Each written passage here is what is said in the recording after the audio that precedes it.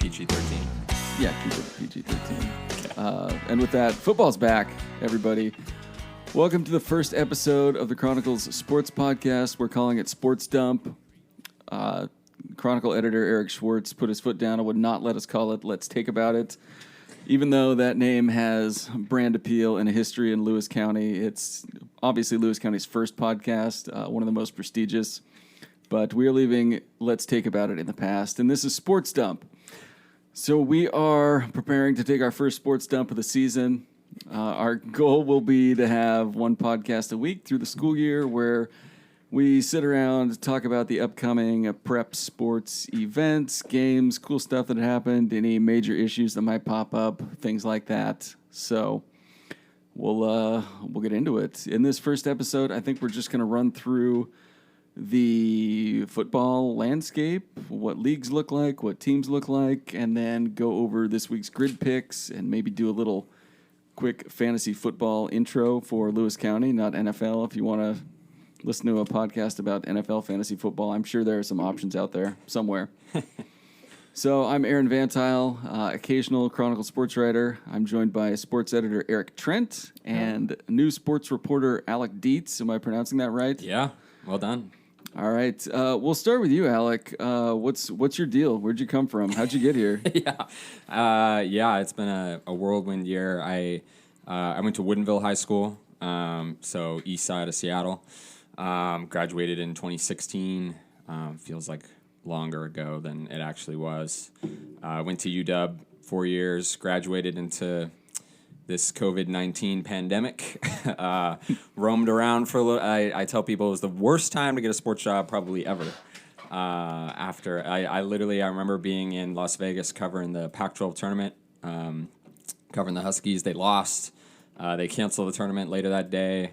Rudy Gobert got COVID. They shut down the NBA. Oh yeah, the Gobert day. I remember that. That was like all in Las Vegas. I remember it was a wild experience. Floated around. I ended up getting a job in Ellensburg. So that's where I'm coming from. In my last job, I spent 7 months there.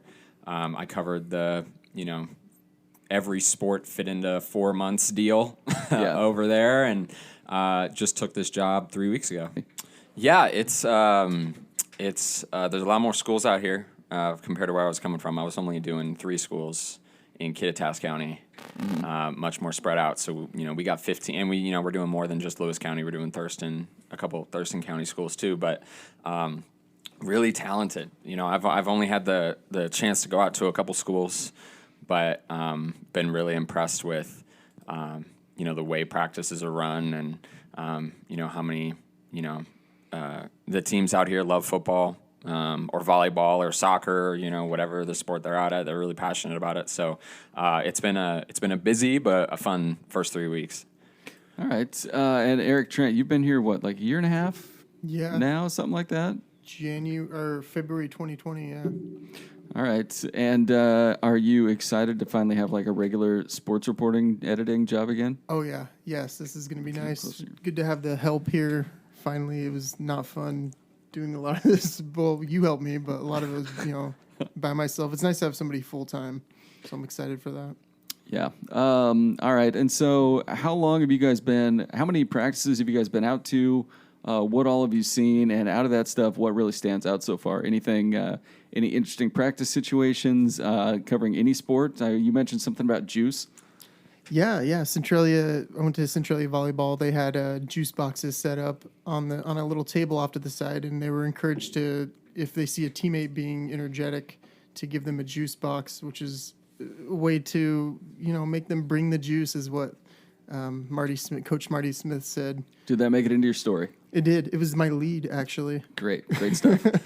Phenomenal. And Alec, what have you seen? What really stands out about your practice visits thus far?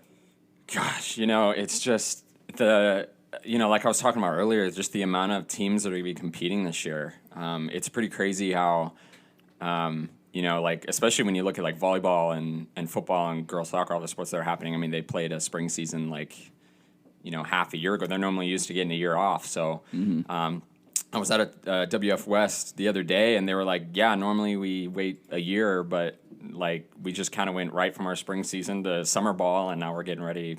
It's like it never stopped. So I think it's gonna be interesting to see what it looks like this year. I don't know. It'll be interesting. The teams that had a lot of momentum at the end of the spring season, if they can kind of carry that all over, and the teams that maybe weren't so good, during the spring, if they can maybe bounce back now that there is sort of a normal year and a normal turnout. Well, yeah, if your team sucked, you don't have a lot of time to get better. Yeah. So that's kind of a difficult wrinkle in this this short layoff from last year. Last year did wrap up. Football was February and March pretty much, I think. Yeah, ended in March, Yeah. All right, yeah, that was pretty weird. Around here, the closest thing to a state championship game we had was the Napavine Onalaska Hub City Mega Bowl that everyone kind of thought was basically a state championship game, but it wasn't really. But there wasn't a state championship game, so maybe it was.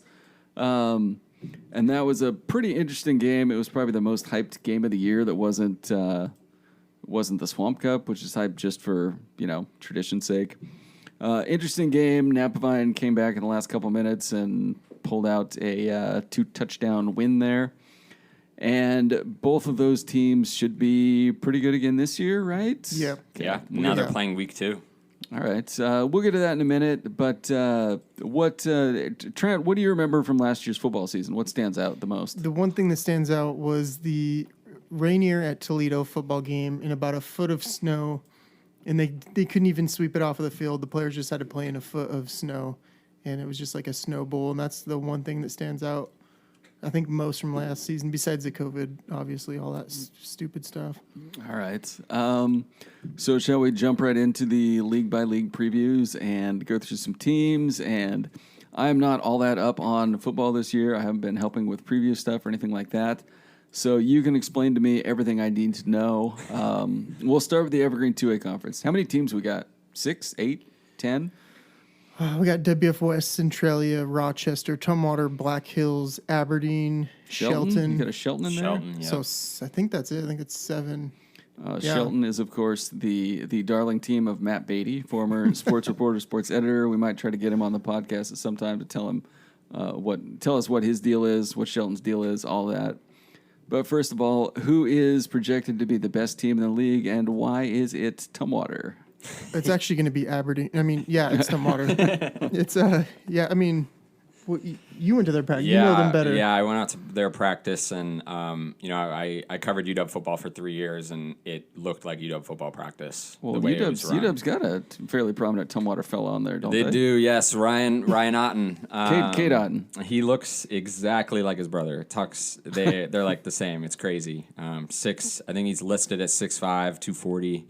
Plays tight end. I mean, that's bigger than most other teams' defensive linemen.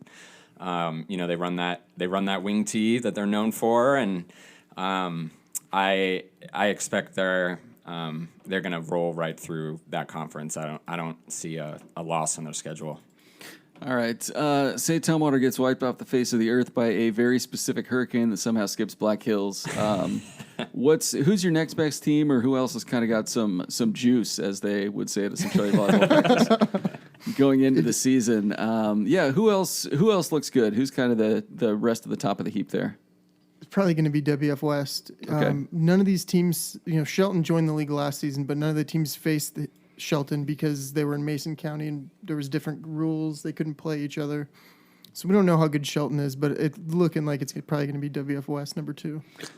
All right. Do you agree with that, Alec? Does that sound about right? Yeah, I think that would be probably the safest pick if you were to try to make a pick. I think a team that could really surprise a lot of people in our league is Rochester.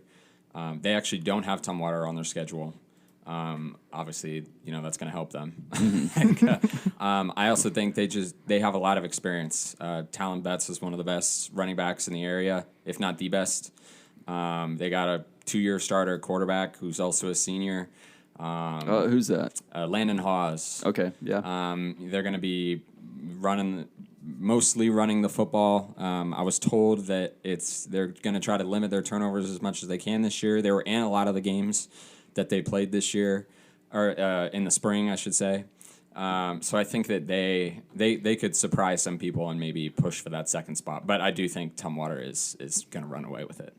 All right. And going back to WF West, they've got, Gavin Fugate playing quarterback? Yep.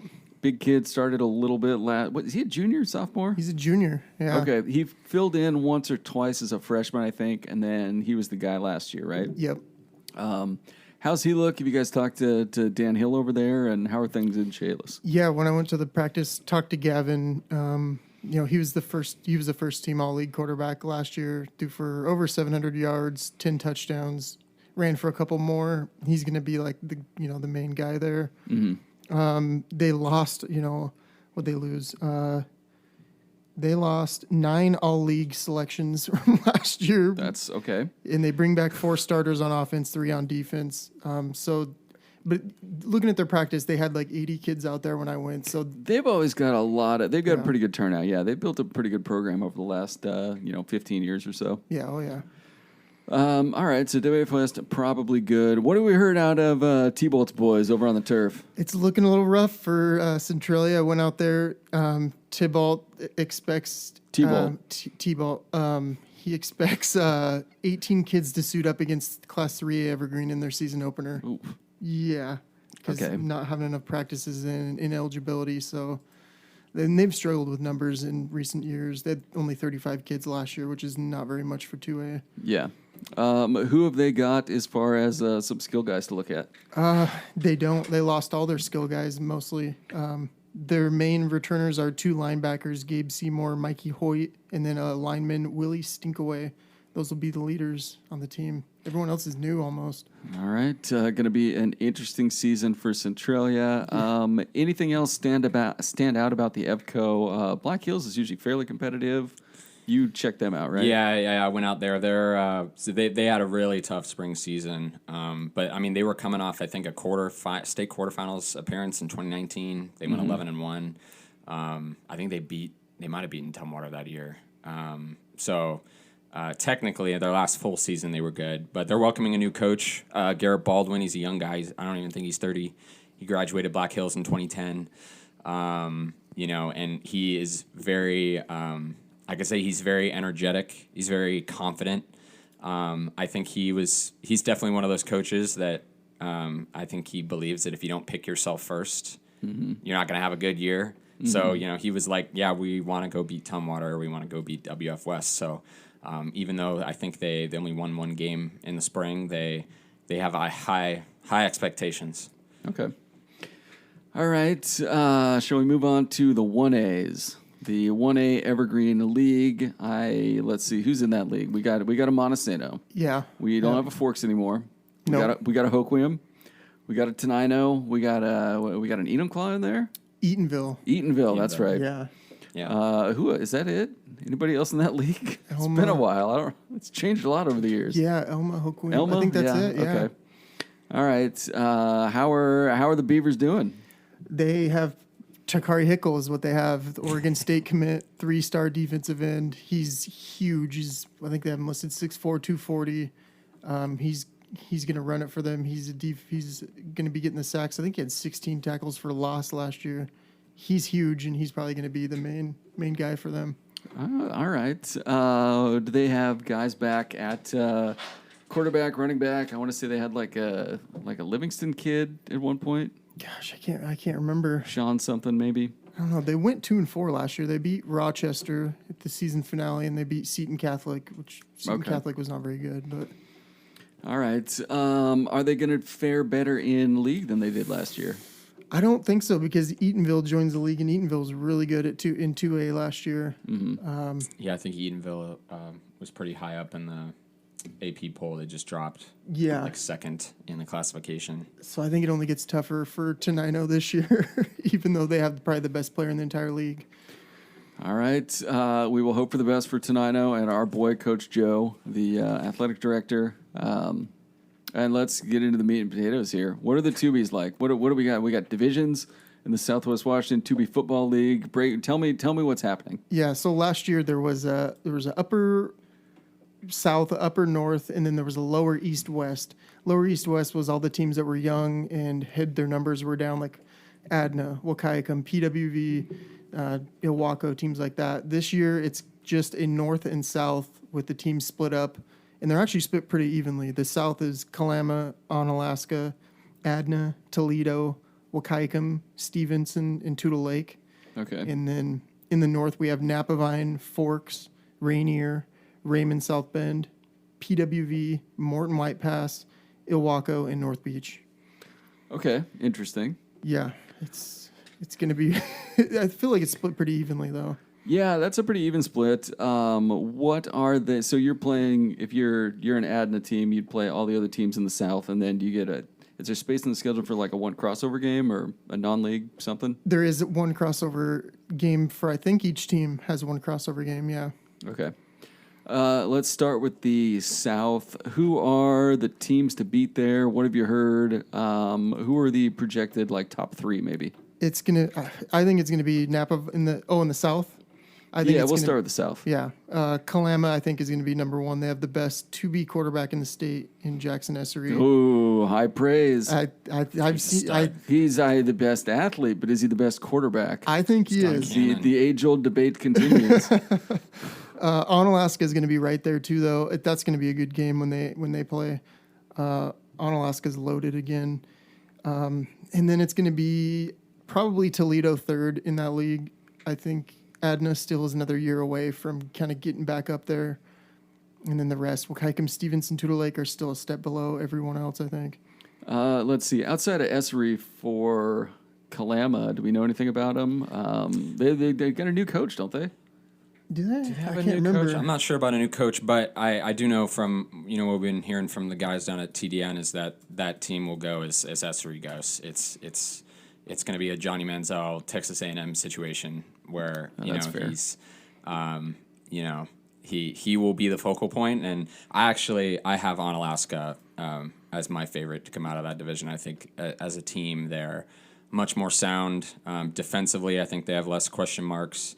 I think if they can kind of push that offensive line around and get, force Essery to make mistakes, I think they're the reigning champs, technically. They won in 2019. So, if you want to bring that up, they are the defending champs. So I think until they show weakness and, show that they aren't the champs, then, they should be the favorites, even with the, highly touted quarterback down south.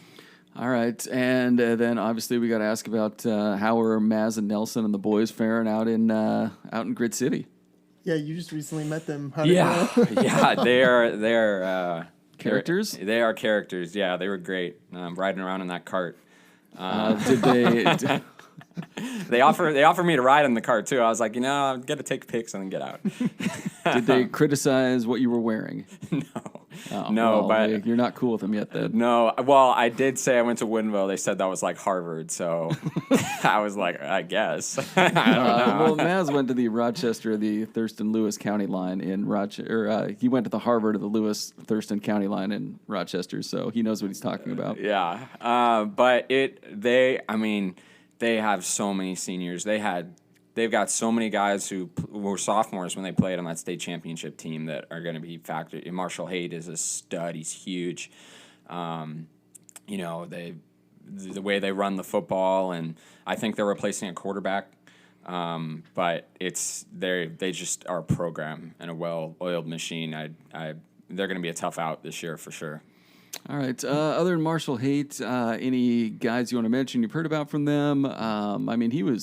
He was the guy last year, and obviously his older brother was the guy in their championship team 2 years ago. Who else is running the ball for them?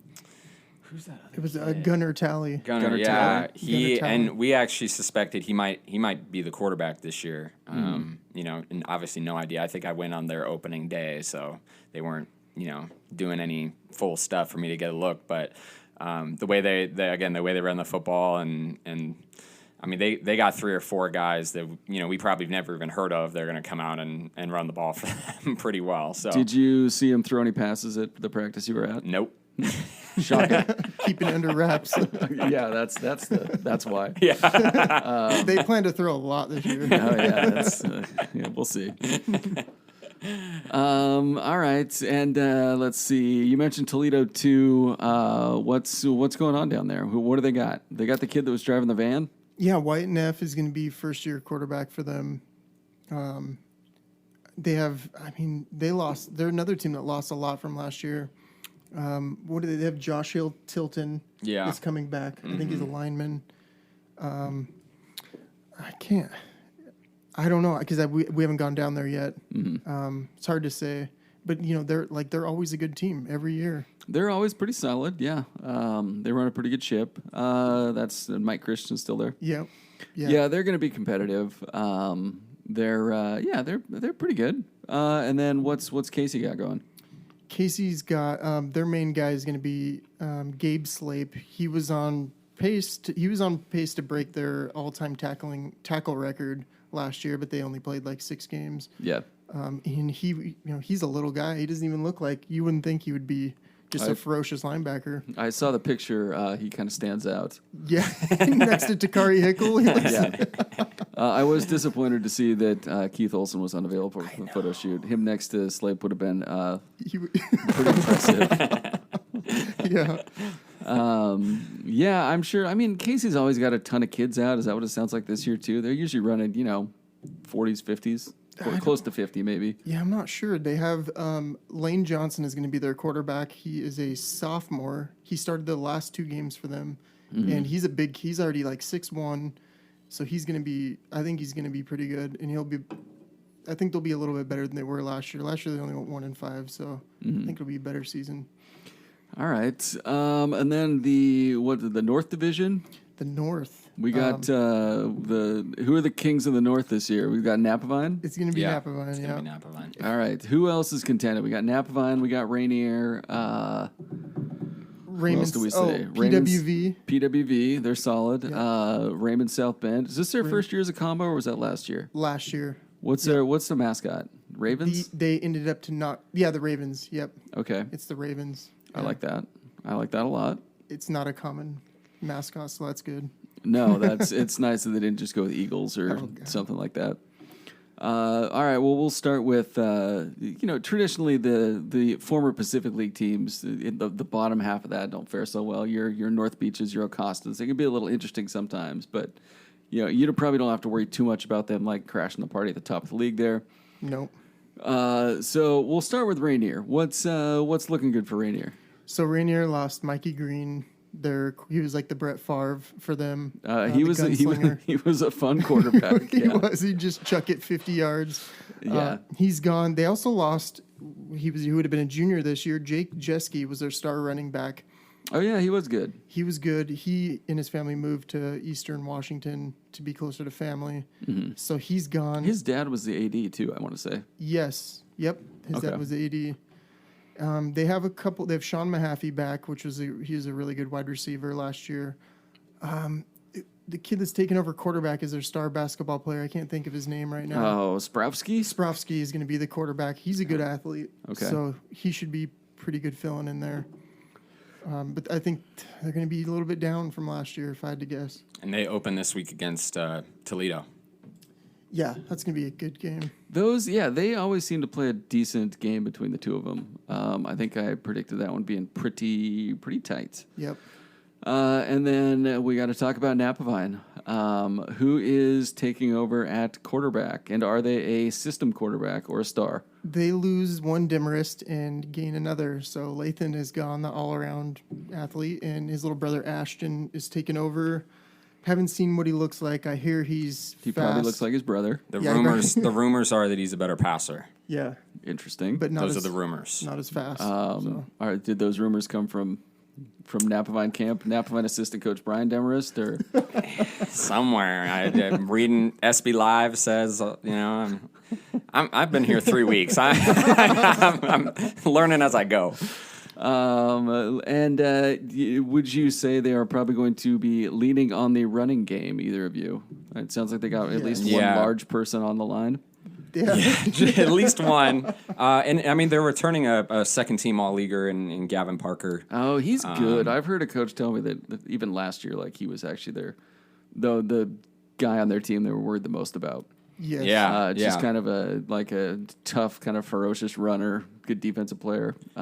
He's tough. It's going to be fascinating to watch them play on Alaska week 2. Yeah. I mean, like the stakes of that game in the second week of the season, and obviously, big rivalry there. So it'll be that we'll learn a lot about both of those teams week 2. And that's going to be their one non-leaguer, right? I think that's how it works this year. That's as far as like math goes, that would add up. Yes. One star running back, local star running back, told me the other day, who I won't name, said that Gavin Parker is the only kid that actually stopped him in his tracks all season. What's his name? Josh Fay said that Parker was his best defender last year. Yeah. He's not a big kid either. He's not very big. He's a stocky fellow. He is built stocky, pretty yeah. well. He's going to be tough, and of course you throw Keith Olson in there. What are the official measurements on Keith Olson these days? What's the book say? What, Big. I don't even know. When I'm like 5'11", 160, he's bigger than I am. Like at that point, it's just you're just in awe. I remember the first time. I think I've told this story before on a previous podcast, but I was taking my kid to the movies, and we were walking in, and this kid walks out past me, and he had like some kind of college camp shirt on. And I was like, God, that looks familiar. Like, he must be a local kid I just can't remember that's off playing a college ball now. Then I walk in, and we see Keith's sister was in the front row with her boyfriend. And I said hi to her and Ty, and I went and sat down, and I was like, oh, my God. So I figured out, I was like, oh, he is an incoming freshman, and he is 6'5", and clearly, closer to 300 pounds than 250 pounds. And is he signed with USC, verbaled? Committed. Committed to USC. Yeah. Okay. Well, I can't fault his choice of places to go play football. That sounds a lot better than going to, freeze your ass off in Nebraska or something. Yeah. Yeah. You can walk to the beach. Good for him. I'm sure the scenery is great at the beach or off of it. So props to Keith Olson for, going to Southern California and presumably living the dream. I can't wait to see him sign his first NLI deal. Yeah. Oh, man. Yeah. Yep. Lots of possibilities there. Yeah, so the day he's done at Napavine, he can sign with like a local business and get an endorsement deal. Yeah. He could. He probably will, too. Maybe we could pay him to be the official spokesman of this podcast or something. All right, so it's looking like Napavine and Onalaska or Kalama are kind of the two we're expecting to come out of the the Southwest Washington 2B Football League now. Yeah. And those are the top 3 2B teams in the state. They probably Pretty are. consensus. Yeah. And Forks could be right there, too. Where's Forks at? Forks is... They must be in the North Division. They are. They're in the North, and they were I watched them battle on Alaska last year, and they were neck and neck. So I think they could be... I wouldn't be surprised if those 4 teams are in the state semifinals. Anything from the eastern side of the state? How's Chewelah? Chewelah is in the top. The AP rankings were just released today, and What's, Chewelah was like 7. Weren't they like 5th? 7th, or maybe, I don't know. Okanagan was in there, though. Okanagan. Was Okanagan back down to 2B? They are, yeah. They are. And Interesting. they're supposed to be good. They tended to foil a lot of local 2B teams' state championship hopes a few years ago when the Jimmy Townsend and Jill Townsend were playing for Okanagan. They both went on to do some decent things, I remember. Let's see. And what's going on with the 1Bs? What's 8-man football look like? Who plays where? I have no concept of what is going on. So Mossy Rock and Winlock are entering year 2 of 8-man football. It's called the Pac-5 Conference. I don't know why. I just asked Nick Bamer what it was, and he said still called the Pac-5. There's not 5 teams. Still called the Pac? There's like 7 teams in the conference. So I don't know. All right. Okay. It sounds like Bamer's the commissioner of this conference then? I guess. I don't know. Nobody really knows. I asked all the coaches. Nobody knows. That's kind of a 1B thing, like 1B 8-man football thing. You're like, what's your league? We got some games coming up. Like, with who? So Winlock's in there. I'm assuming you got like a Mossy Rock and Nacelle. Is Morton White past the 8-man now? No, they're still. They're in the South League or one of those. The North, yeah. Okay. It's like Northwest Christian Lacey, Nacelle. Oakville has a team after not having a team last year. Good to hear. So the players who wanted to play last year were on Rochester's team. Who else is in there? There's a couple couple more Christian schools, but it's going to be Nacelle is the Tumwater of that league. Okay. They lost in the 2019 state championship, and they went undefeated last season. Everyone else will be fighting for second. Yeah. All right. What do we hear out of Mossy Rock and Winlock? How are they? I think they'll be pretty close. They're going to be pretty evenly matched. Mossy Rock, they got Gunnar Mulligan. He's 6'4", first team all league wide receiver. Big. Keegan Cobb is going to take over at quarterback. Keegan Kolb at quarterback. He was really good he's a good athlete just all around. Mm-hmm. And Eric Olikainen, I'm not even sure how to say his name. He's the coach there, and he said Keegan should have a pretty good season at quarterback. Winlock has Nolan Swofford back. He's a huge bruising tailback. He broke his wrist like the first game of the season last year. And it looks like they're probably going to be pretty close, fighting for that second place behind Nacelle. Okay. All right. Let's see. Do you have the grid picks list on you? Oh, I can bring it up real quick. Look, guys, we got to talk about something pretty important here, though. As Schwartz knows, I like to run a little bit. I don't like to brag about it, but I like to take a morning jog pretty much every day. Sometimes when I get a few miles from home, I need to take a leak, or God forbid, take the real world equivalent of a news dump. So on my runs, I'm always keeping an eye out for stray Santa cans, honey buckets, Porta Johns, whatever I can find. And I'm not going to lie, I've wound up in some pretty dicey situations. But when you're on the run and you got to go, I can tell you firsthand, there's nothing better than stepping into a Goebel sanitation station. You're in good hands when you're in a Goebel can. But that's not all the fine folks at Goebel Septic do. I mean, let me ask you guys, who among us has not plugged up a toilet to just an embarrassing degree? Roseanne? No comment. Schwartz? No comment. Nothing. Wow. I thought we were in the trust tree here, but, Or who has not overfilled a septic tank? Goebel provides septic pumping, cleaning, and inspection services, whether it's emergency work or routine care. You guys can plan these things out. You know when you're going to clog that toilet. And they cover both commercial and residential plumbing issues. They're locally owned, and they provide service to Lewis, Thurston, Mason, Cowlitz, and Grays Harbor counties. Goebel Septic. It's right there on the sign. They're number 1 and number 2. You want to learn more about these fine folks, visit goebelseptic.com. Call them up, 736-2167. All right, we've got the grid picks board in front of us. Our first game up, Evergreen at Centralia. We all went Evergreen. No love for the hometown here? No, Centralia's got 18 kids. Yeah, no, when I heard they had 18 kids going up against a 3A team, that's a tough matchup week 1. Yeah. All right. Kelso at WF West. I like WF West. You guys are both going with Kelso. Is Steve Amrine still coaching Kelso? No idea. Former Centralia High School head coach. Oh. He notoriously went 0-9 and then took a job back home at Kelso. Nice guy, though. I like him. Let's see. Edamclaw at Tumwater. We've all got Tumwater. Yes. Even though Enumclaw is pretty good, it looks like. Yeah, they a lot of people thought Enumclaw would be a 2A title contender too, but I think Tumwater's just head and heels about better than everybody. Yep. All right, Rochester at Ari Long. I looked up Ari Long's record from last year, and it prompted me to take Rochester by 38-24.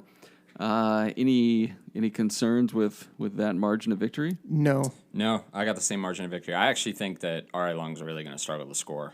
I think Rochester's defense is Talon Betts is a stud, and on both ends. So I think it'll be a decisive win. Yep. All right. Something called Franklin at Black Hills. Is this Franklin out of Seattle? Evergreen? Where's it? Is the Franklin Quakers? They have not won a football game, at least according to Max Preps, since 2013. No, I like Black Hills' odds then. So, yes. Let's see. Tenino at Kingsway Christian. That's down in Vancouver area? Down south somewhere anyway? I think so, yeah. And Kingsway did not have a season last year because they didn't have enough kids turn out. I like Tenino's odds. Yep. Napavine at Adna. I feel comfortable with Napavine in this one. Yeah. Adna's not there yet. All right. Ilwaco at PWV. I also like PWV. They tend to always beat up on those old coastal teams. Yep. Same thing will happen this year. Stevenson at Morton White Pass. They playing this in Morton or in Randall? That's a good question. I don't know. All right. I've got Stevenson. It's going to be I got Morton White Pass. I think it's going to be close either way, though. I think it's going to be really close. I looked up Stevenson's Max Preps page trying to get more info, and they had a kid on the roster that is 8 feet tall and weighs 390 pounds. I'm switching my pick. So I think he graduated last year, though. Is this a Bishop Sycamore player? Yeah, Formerly a Bishop. He's transferred to Bishop Sycamore. Let's see. Toledo at Rainier. You guys both went Toledo. I went Rainier. It's going to be close. It's going to be close. Really, it's going to be the game of the really week. Close. Yeah. I think, like we talked about earlier, Toledo's replacing a lot, but it was almost a coin flip for me. I think I had that score, and I was like, I'll pick Toledo. Yeah, even, very even. All right. Mossy Rock at Lummi. I like Mossy Rock in this one. I don't know why. Just, feeling good about them on a little road trip. We'll see what happens. It's 8-man. It could. I just think there's going to be a lot of points. Yep. Like a lot of points. Yeah. All right. And then Winlock, Tootle Lake. We all went Winlock. Bamer's doing great things as an AD out there. We always say it. He brought back golf. So, He did. People said it couldn't be done. But Tootle had a pretty rough go of it last year, and I think the year before that, and probably the year before that too. So good for Winlock. Yeah. That's grid picks, and then real quick. Usually during the course of the season on these podcasts, we'll go through and draft Lewis County fantasy football teams. But as there's so much up in the air, let's just get a quick team. Who do you guys like at quarterback from a fantasy perspective this week? Do you want to go? We talked about it earlier. I think Gavin Fugate at WF West is an easy choice. He started a lot of games, threw for 747 yards, 10 touchdowns over 6 games last year. That's first team all league quarterback as a sophomore, so he'd be a safe bet for sure. I also think maybe you could talk about Landon Hawes over at Rochester. Landon, yep, two-year starter, and he could. They're playing Ari Long, so that game could get out of hand quickly. He could have a good first game. All right. A couple running backs we're looking at.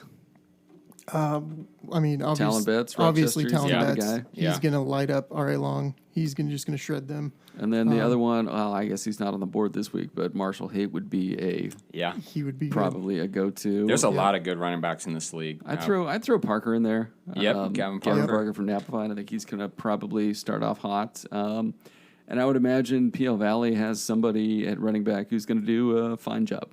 Yeah, I think Caden Ritzman, I think is the name that comes to mind. Yeah. Do we know any? Can we name any wide receivers? That kid from Rainier, Sean Mahaffey. Yeah. He's a first team all-leaguer last year. Kid over at Black Hills, Luke Ellison, was a first team all-league player when they had a tough year. We're adding them to our coverage area, so I don't know if I could say much more than he's a first team all-league pick, but those are a couple names to keep an eye on. Yeah. Especially Black Hills going up against a seemingly subpar Franklin squad. Another one is Lucas Dahl from Napavine. He ran 11.2 in the 100-meter dash. He was a district champ, and he was an all-league wide receiver. All right, so those are some names to watch for fantasy football. Next week, we will probably pick more realistic teams and do a little more on that. Would be nice to have stats, yes. Yeah, and next week we will also maybe go through and evaluate our grid picks and do some roasting on those of us who do poorly. Oh God, it's gonna be bad. I'm not ready. So I'm not ready. And with that, we're going to wrap up the first episode of Sports Dump. We hope you enjoyed it. We will be looking for guests throughout the season too. So if you know somebody you think needs to come on and discuss, whatever, let us know. Drop us a line through Twitter or an email or whatever. I don't know anybody's email address, but you can probably figure that out on the website, cronline.com. Thank you, and we'll talk to you next week. Cool.